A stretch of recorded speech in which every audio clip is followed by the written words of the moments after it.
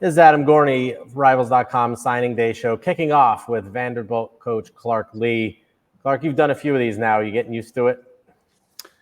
Yeah, I mean, the world's changing around them. So, but yeah, of course, I'm having fun. Obviously, this day is always a day that we can kind of exhale and celebrate and really turn the page on a season for us and kind of cast forward to the future. Let's start with the high school recruiting, which is now only one part of this whole thing.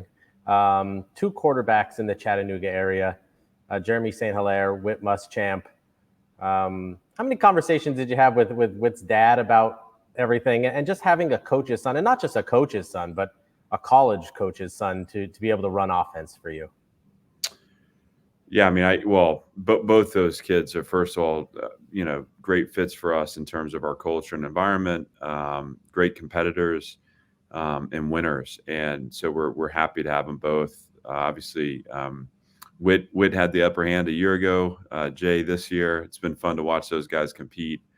With Whit, I obviously the pedigree, being a coach's son, Will, obviously I've had a ton of respect for him through his career and just, all he's done as a defensive coach and also as a head coach. And those were fun conversations. It was a blast to have him here on the official visit. And he's someone I stay in touch with, but certainly I think that has built into Whit's ascent as a player and will continue to. He's been around the ball for a long time and loves it. And, I look at their relationship and I think about, my sons and what this will look like, 10 years from now for me. But I'm not so sure that I've passed along the genetics that Will did, but I guess we'll have to find out. Or maybe the fire too. He's a pretty fiery guy. That's right. Yeah, he is. Did you feel like you needed to load up at receiver? It seems like that was a targeted position. You got some really talented ones, Marquise Barrett leading the way. Was that sort of a thing that you needed some more playmakers?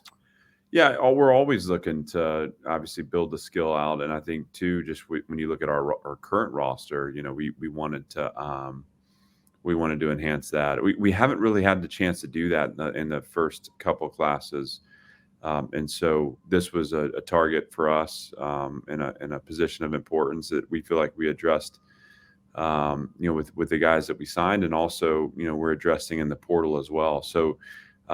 Certainly something we're keeping an eye on, but happy with this group and excited for them to get with us. They'll be here in the summer, so we'll have to wait a little bit on our high school guys, but we think dynamic playmakers that are going to have a chance to have impact right away.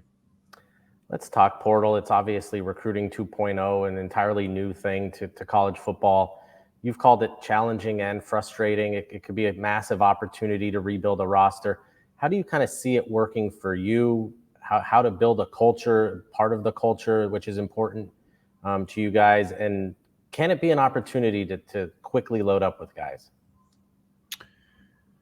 Well, it can. I think for us, we haven't had the means to do that, up until this year, and obviously I'm grateful for that because when you talk about the portal, you're gonna talk about the transaction. I mean, you can't have one without the other, and so this has been a chance for us to certainly go out and find some snap experience, and we're excited about where we are with respect to the commitments we've taken from the portal, and definitely we see this as a rebound, not a reset for us. So. When you're able to go out and get guys that have proven, snap experience and proven performance at the collegiate level, you feel like you're expediting progress. One of the things that's essential to us is that we don't lose touch with our culture and our environment. We don't deviate from our identity when we add to this roster. I think that's where this can become short-sighted. So we're looking to continue to maintain the foundational pieces that we feel like we've set in place with respect to, again, the culture, the environment, who we are day in and day out, adding the snap experience and kind of building out the top end of our depth chart is a way to create enhanced competition and move the program forward. And I don't forget the words you say, frustrating and whatever else I said. I mean, certainly chaotic, I would say, This has been a tough few weeks, but it's also, as we get to the back end of it, it's been exciting and energizing, and I'll be really thrilled to be in front of the team in January, knowing exactly who we have, and there will be another opportunity to add and to adjust, which we'll take advantage of. But right now, it's about getting this thing to January and starting to train this team, which we're really excited for. I'm always interested in learning more about it and portal research and how that's done by a staff with 50 other responsibilities going on each week. To find a guy like Keyshawn Johnson, a very productive receiver at a place like Alabama State, how do you weigh competition level versus needs versus let's just bring in guys that can do things? Without speaking specifically about anyone, because I can't at this point, what I'll say is, we don't, when you evaluate in the portal, you're looking for the same skills that you're looking for out of a high school player, only evolved, through however long they've been in college. Some of that with players that have played out, 3 and 4 years in their career, and even some that have played out 5 years, that have a 6th year of eligibility. I think it's you're going to expect that to be further along. You're going to expect to see more of a finished product, and we'll put some finishing touches on that in our environment and with our resources. But certainly, you're looking at an evolved player. If it's someone that's younger in their career, you're still talking about developmental pieces, but you see the raw talent, the raw abilities there.